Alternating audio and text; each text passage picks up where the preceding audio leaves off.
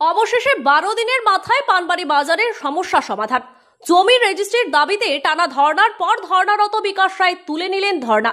ময়নাগুড়ি ব্লকের পানবাড়ি বাজারে জমি সংক্রান্ত সমস্যার দরুন যে ধর্না গত 12 দিন ধরে চলছিল, অবশেষে পানবাড়ি ব্যবসায়ী সমিতির হস্তক্ষেপে ও নাগরিকদের সহযোগিতায় সোমবার একটি সালিশি বৈঠকের মাধ্যমে বাদী বিবাদী দুপক্ষের 10 জনের সিদ্ধান্ত সমিতি জানিয়ে সমস্যা মীমাংসা করা হয় এবং ধর্নারত দোকানের সামনের ব্যানার পোস্টার তালা খুলে দিয়ে দোকান খুলে দেওয়া হয়।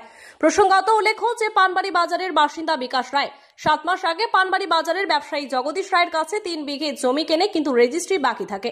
সেই রেজিস্ট্রির দাবিতে গত 24 তারিখে বিকাশ রায় জগদীশ রায়ের দোকানে তালা মেরে দোকানের সামনে অনির্দিষ্টকালের জন্য ধর্নায় বসেন। এরপর টানা 7 দিন ধরে ধর্না চালিয়ে বিকাশ রায় অসুস্থ হয়ে পড়ে এবং হসপিটালে ভর্তি হয়। অবশেষে 12 দিনের মাথায় বাদী বিবাদী দুই পক্ষে ব্যবসায়ী সমিতির ডাকে সাড়া দিয়ে সোমবার সালিশি সভায় বসে। সেখানে একটি সিদ্ধান্তে আসে। সোমবারের ঘোষিত সিদ্ধান্তে জানা যায়, জমির বর্তমান রূপ তদন্ত করে দেখার পর জগদীশ রায় যে কোনো প্রকারে বিকাশ রায়কে জমি রেজিস্ট্রি করে দেবে বলে জানিয়েছেন এবং সে দায়িত্ব ব্যবসায়ী সমিতির সহকারে নাগরিক কমিটি দায়িত্ব নেয়। তারপরেই ধর্না তুলে নেয় বিকাশ রায়।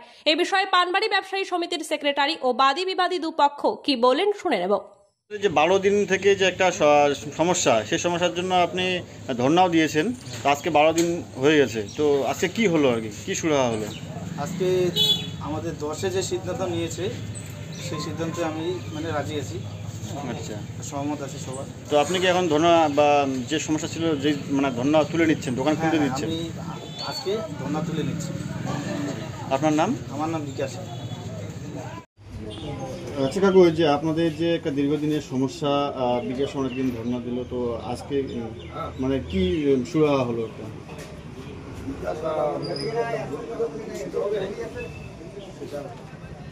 একটা সিদ্ধান্ত নিচ্ছে বা নিবে, যা সবাই যা সিদ্ধান্ত নেওয়া হবে সেই সিদ্ধান্তে আপনি করতেছেন, এটাই মেনে নিচ্ছেন তো? আপনার নাম যেন কি?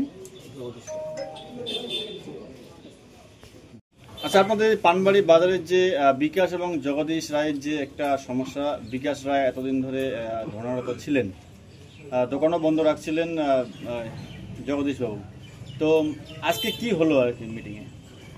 আজকে দীর্ঘ 12 দিন পরে আজকে যে সমস্যাটা নিয়ে বাজারে একটা ষোলগুলো আলোচনা যেভাবে চলছিল ধর্না মঞ্চ, এই ধর্না মঞ্চকে উল্লেখ করে বা এই ধর্না মঞ্চকে করে উপলক্ষে যে আমি ব্যবসায়ী সমিতির সম্পাদক হিসাবে একটা উভয় ব্যক্তিকে ডাকার পর সমস্যা সমাধানের জন্য একটা ডাক হয়।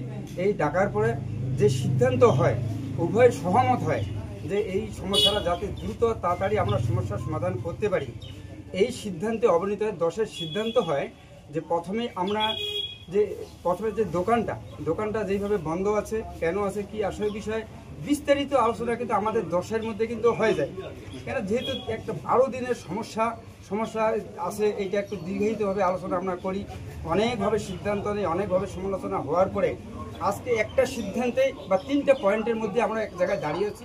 সেটা হলো যে প্রথমে হচ্ছে যে যেহেতু দোকানটাকে খুলে দিবে, ধর্না মঞ্চ থেকে তুলবে, এটা হচ্ছে প্রথম প্রশ্ন। দ্বিতীয় নাম্বারটা হচ্ছে যে এরপরে কিছু আইনি প্রক্রিয়া আমাদের শুরু হয়ে গেছে অলরেডি। উভয়ের মধ্যে যে আইনের যে একটা ধারা, সেই হিসাবে কিন্তু অলরেডি শুরু হয়েছে।